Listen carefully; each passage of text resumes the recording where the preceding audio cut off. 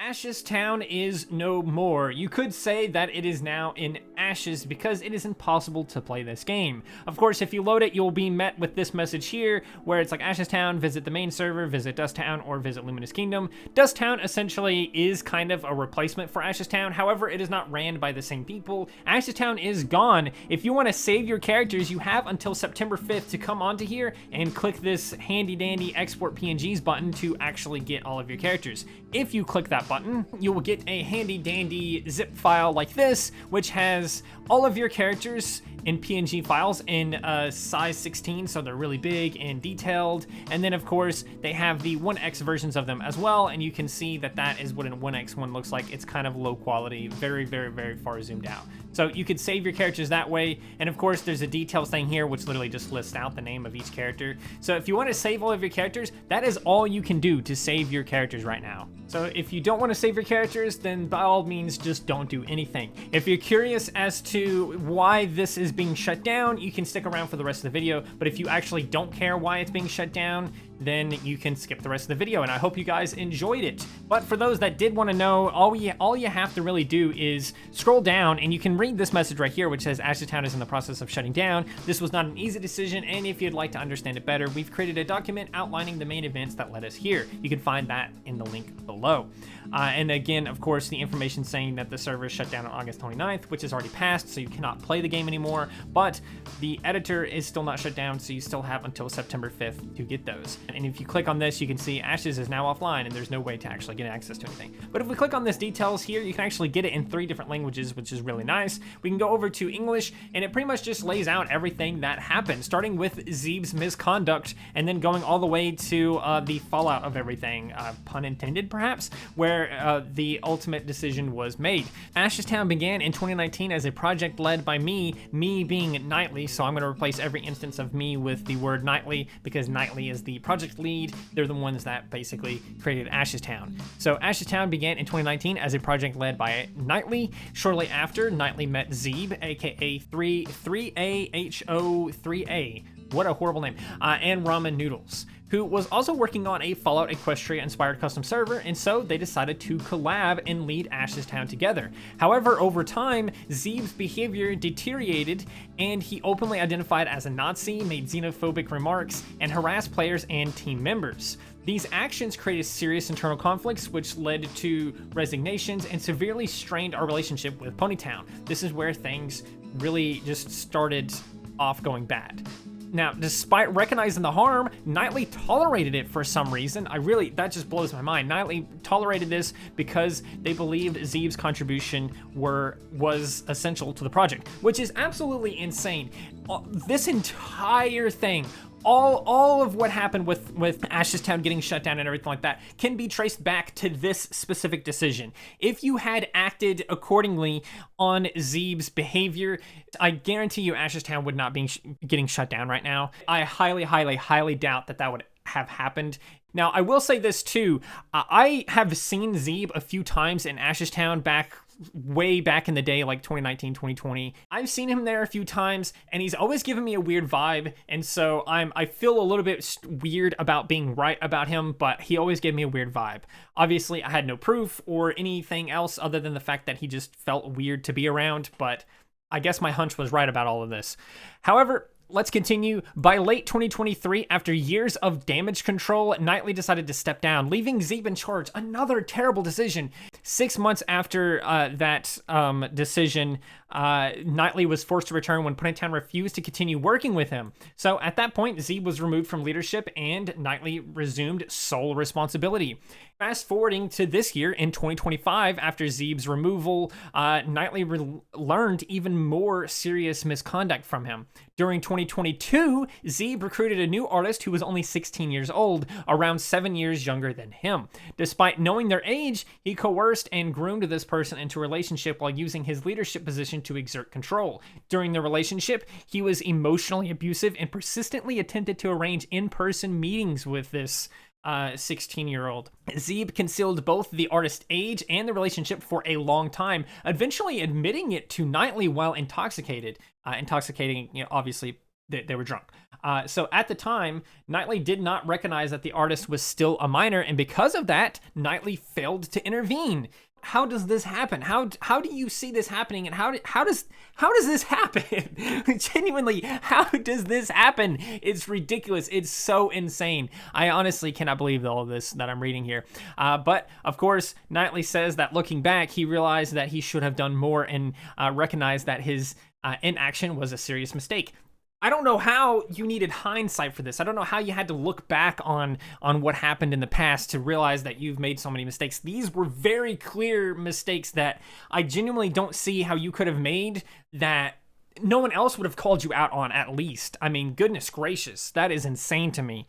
But they continue saying that it is clear Zeeb should have been removed far earlier. Of course, duh, what the heck? And the damage caused to this project, its team, and their relationship with others was far greater than Knightley realized. I genuinely don't understand how you couldn't have seen how serious all of this was until now, basically, until 2025. It's just insane to me. Now, we move on to the next section. This next section basically goes over more reasons why it shut down. Obviously, the whole mess with Zeeb is probably enough to get it shut down to begin with, but there's other reasons why it's getting shut down, and that is the following.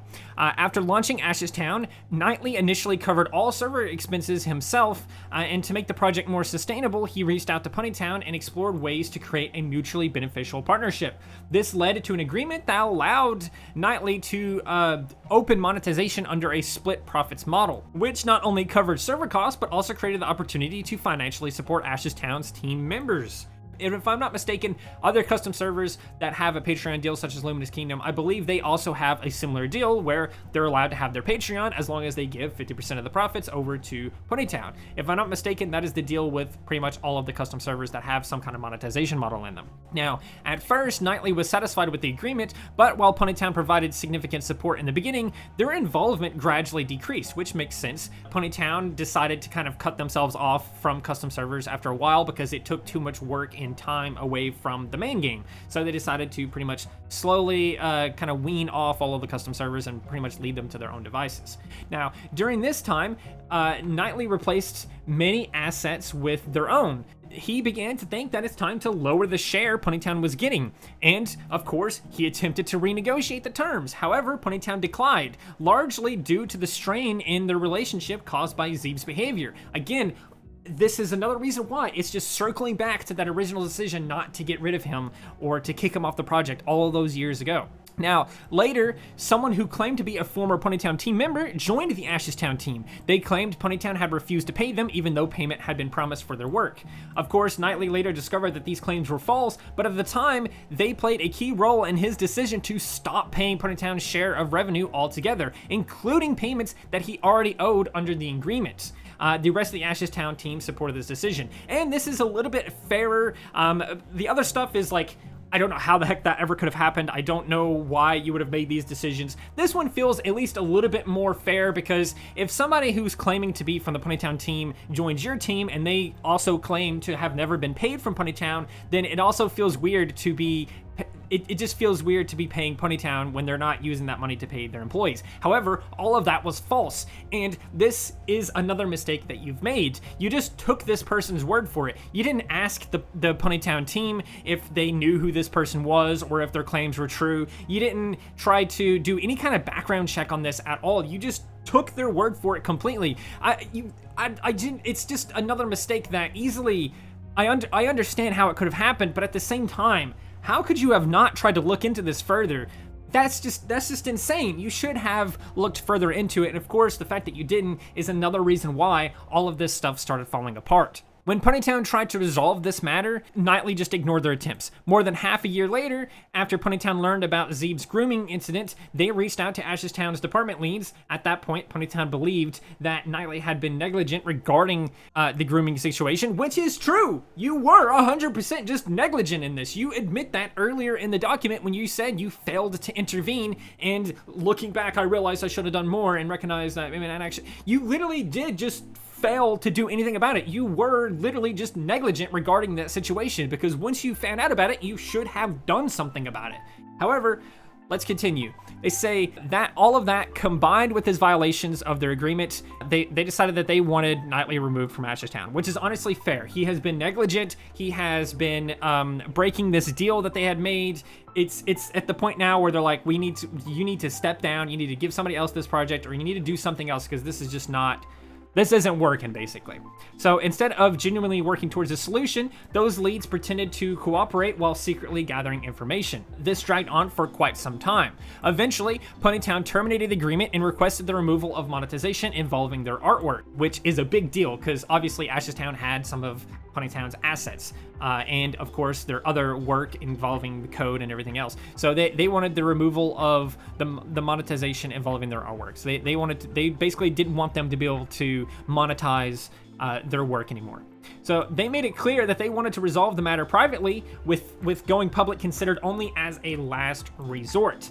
They also stated that despite there being a dispute over monetization, they would not pursue legal action. However, Knightley believed that the law was on his side and was fully prepared to use it. He decided to refuse the removal of monetization and told Ponytown that they would have to sue him if they disagreed. Knightley also threatened to sue them for defamation if they released a public statement about his actions.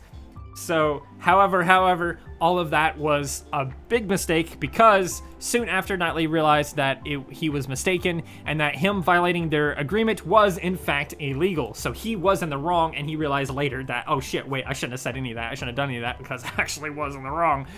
So after that, he also realized that he had cornered Ponytown into a position where involving lawyers became their only option. So at that point, it became clear that the continued refusal on his part would only lead to legal costs that he just could not afford. So not long after that, the artist who had been groomed by Zeeb requested the removal of all of their work from Ashestown. Props to them for actually requesting the removal of all their work from Ashestown and trying to distance themselves from it. All I can say is that I would have done it much sooner. However, I am proud of them for doing this, because this is something that probably was really difficult for them considering the whole grooming situation. Now, they requested all of the removal of their work from Ashestown, and Knightley himself agrees that they had every moral and legal right to demand, and so it meant removing a lot of the artwork that shaped Ashestown's identity. Because of that, Knightley fully realized how badly him and his team had mishandled the situation. And by that point, the damage was irreparable. There was nothing they could essentially do here. The stress of the conflict was also overwhelming, and Knightley also came to realize that some of the members of the Ashestown team, as well as outside helpers, would rather see him suffer than do the right thing. So this even extended to them attacking the grooming victim after the request of the art removal, which is also insane. I can't believe all of this is happening. This is just absolutely insane work. So after all of that is what happened. So this is the fallout of all of it. This is what the result of all of this situation is. Knightley personally wants to move on from Ashestown and use it as a learning experience. I honestly don't know how you had to experience all of this to really learn something, but whatever. This should have just been common sense stuff here, if you're asking me, but whatever. Knightley says that he made too many avoidable mistakes that can no longer be amended, which, yeah, I can understand that. Getting forgiveness for all of this other stuff is really difficult, especially when it does straight up look like you kind of did it on purpose. There's so many very obvious decisions that you should have made back in 2019, 2020. Years ago, there's so many decisions that you should have made that were very obvious, and you didn't make any of them. And because you didn't, it does definitely feel like it's unamendable. There doesn't seem like there's anything you can do to make amends here. Now, of course, with multiple contributors requesting their work to be removed, and with the internal and external conflicts that have unfolded, there is little left that can be salvaged. Again, that artist that is taking their stuff out of there, and the monetization of everything, and some of the other artists requesting their stuff being taken out as well, it pretty much just makes it the most bare bones custom server you could imagine. And so because of that, there's not really much left to do. It's pretty much unsalvageable. You would have to start basically completely over. So that is basically it. Knightley goes on to say that this document was written by himself.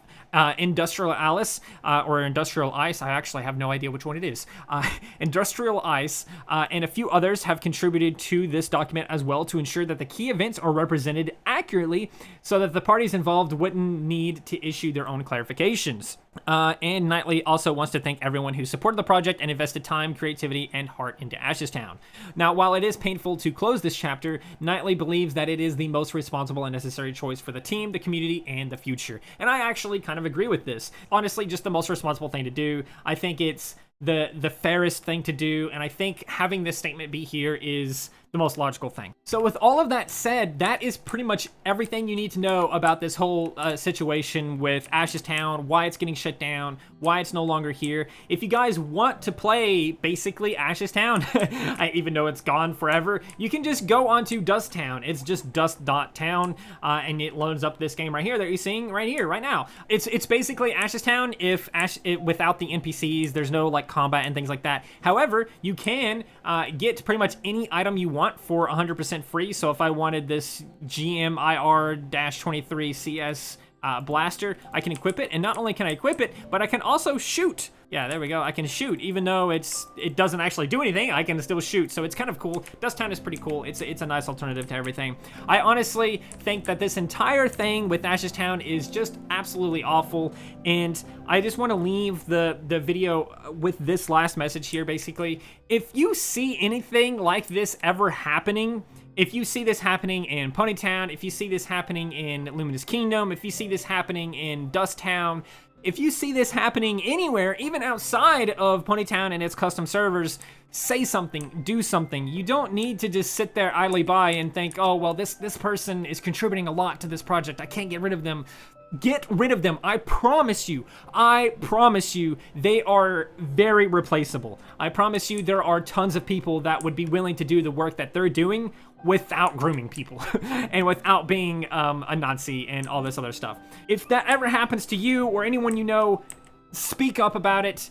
And that's pretty much all I got for you guys. I hope you guys enjoyed this video, even though it's kind of depressing, I guess, in a way. I didn't really initially wanted to make this one, but it seems like a lot of people are still confused as to what the heck is happening with Ashes Town and why it's gone. So I thought maybe I would just make this video and clarify exactly what's going on with it and why it's just gone forever. So I hope you guys enjoyed this, even though it was sad or upsetting or anything like that. And if you did, please do consider liking, subscribing, sharing, and doing all of those wonderful things like that, because when you do wonderful things like that, not only do you get access to wonderful content such as this, but you also get to become wonderful yourself, and I think we all want that. So do those wonderful things, and until next time, stay wonderful. I rolled a 7. Beat that.